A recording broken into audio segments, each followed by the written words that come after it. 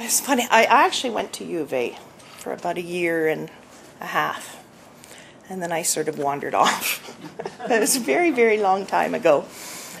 And I was thinking as we were walking in here, when I was here originally, I was so, I don't know, I was probably 20 or something, but I was so shy and so, I just felt like I didn't belong and everybody else belonged. And I don't know, I mean, my marks were good enough to get in, obviously. I had as much right to be here as anyone else.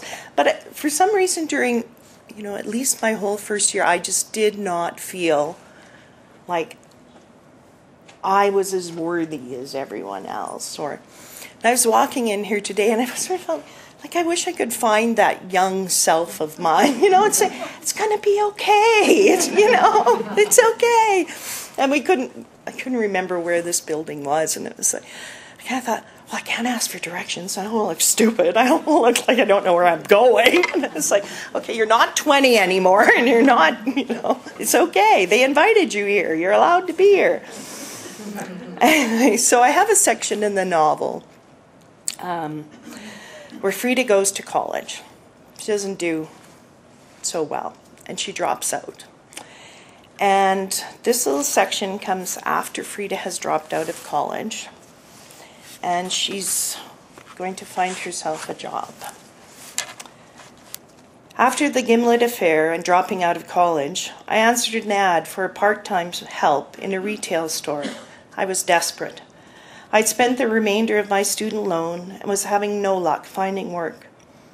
Not being able to type or do anything particularly useful was proving to be a detriment. I applied for a job on the rigs, but one of the strapping young men with grease-stained hands in line in front of me attained to that position. The retail job I applied for paid better than Orange Julius. I didn't have to wear a polyester uniform or a visor. So against my better judgment, which was dubious at best those days, I took it. The name of the store was the Wanton Warehouse, the biggest sex shop in town, which, considering most of them were the size of a phone booth, wasn't saying much. Did I have misgivings about working in a porno shop? I did. I wasn't completely without feminist sensibilities, but by that time it was either my principles or my pride. And Professor Gimlet had damaged my pride enough. After I showed up the first day in my plaid shirt and jeans, Melinda, the manager who hired me, gave me an armload of clothes and shoes to wear, telling me to think of them as a uniform. Well, at least there was no visor. I tottered around in stilettos for 2 weeks. I began by trying to familiarize myself with the merchandise, by turns horrified and hysterical. Realistically molded from Dallas McRoy's Actual Manhood, orgasm balls with sturdy retrieval cords, and Betty, the life-size love doll with real blinking eyes. The mental picture of what would make poor, daft-looking Betty's eyes blink was too much. After that, I kept my eyes off the merchandise and clientele as much as possible by staring at the ceiling medallion above the register, until I realized that the plastered cherubs on it were anatomically correct and engaged in most uncherubic acts with each other. After that, I just kept my eyes closed until I actually had to ring something in. Melinda planned to train me on floor sales as soon as she hired another person. I was in no hurry. The third week after my arrival, Melinda began a flurry of cleaning and reorganizing. The owner of the Wanton Warehouse chain across the United States and Canada was touring all the locations. "He's filthy rich," said Melinda. "There's 67 of these stores. Can you imagine getting rich from selling this stuff?" I opened the store the morning the owner was scheduled to show up. Melinda hated getting up on time to open. Who wants a pair of edible underwear before they've had lunch? The hours of this place are stupid. She'd passed the keys off to me the week after I started. As soon as I got in the door, the telephone rang. It was Melinda. Frieda, thank God. You're going to have to meet the owner today and show him around. Things got a little out of hand last night. I'm in no shape to come in at all. No way, don't you dare, I said. You have to do this, please. I can't lose my job. Tell him a bus hit me or something. Please? But I don't know anything. You're smart. Make it up. Thanks, Frieda. She hung up. I sat on a stool behind the till, trying to convince myself that not only could I help customers, but also handle the cigar-smoking sleazeball owner in a plaid suit who was going to show up and grill me. The bell tinkled later in the day, and a nice-looking younger man in round, wire-rimmed glasses and expensive suit walked in with an older lady on his arm.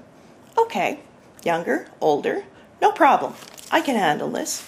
Hi, I said brightly. How are you today? Fine, thank you, said the gentleman. Frankly, he didn't look the type. His brown hair was receding and his ears stuck out a little, but he was cute in a friendly sort of way, like a boy-next-door date for high school graduation. The older lady had more pizzazz. She wore a one-piece zip-up Poochie pantsuit with swirls of pink, green, and purple on a white background. Her platinum hair was piled on top of her head in wild curls, and she wore large, round sunglasses. Can I show you something? A sexual aid of some sort. Something fun, perhaps, for the two of you? Role-playing, or some, toys. The man smiled. I'm Norman March, the owner of the store. This is my mother, Lady March. We're here for a tour of the store. Of course you are. I didn't think. Obviously, you're not the type to come to a store like this. Of course, you own them. There's nothing wrong with that, really. But this is your mother. Of course, I didn't mean to imply that you were... I stood up and wobbled on my stilettos over to them. I'm Frieda Zweig. The manager, Melinda, was tragically run over by a bus this morning, so I'll show you around. Lady March stared at me. A small smile twitched at the corners of her mouth. Run over by a bus? She asked. Yes. The driver had something. It is I. She'll be fine, though. Just a few broken bones and such, so... I took a deep breath. You'll be wanting to see how we have things arranged. Over here are the mechanical apparatus that women use when they're between boyfriends. Or men, perhaps, as well, I think. Anyway, they come in all shapes and colors, and we have them arranged by, I cast a desperate eye over the shelves, by vibrational power, perhaps. I turned away as quickly as possible. I planned on a 3.5-minute speed tour, after which I'd shake his hand, he'd go away, Melinda would keep her job, I'd quit and go work at Orange Julius. Or maybe Burger Baron. They had brown uniforms. Now, what the hell was this section? And over here are the leather chaps and whips, and that sort of thing for those who have cowboy fantasies, or have moved to the city from the country and they miss their horses. Not that they love their horses that much. I don't mean to imply that, but they miss them, and this reminds them of home. Home on the range. I trailed off. Both Norman and his mother started to laugh. I was at first charmed by their obvious closeness and intrigued. Someone who could laugh like a good friend with his mother must be a decent man. Then I recalled that they were laughing at me, and I returned to my original state of mortification.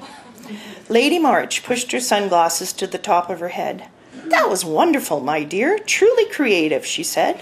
You must have been a Shiha in a previous life. What? Shiha? Storyteller in Swahili. I just attended a marvelous night of legend-telling in Africa. She paused. A smidgen of advice. Your bustier is on backwards. Oh, Shiha, Swahili. My bustier? She pointed at the ridiculous red satin top I'd chosen to wear. Oh, the top.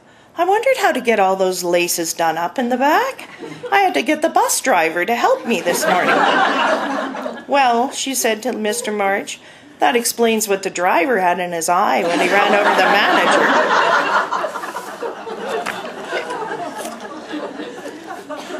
So that's Frieda and the sex shop.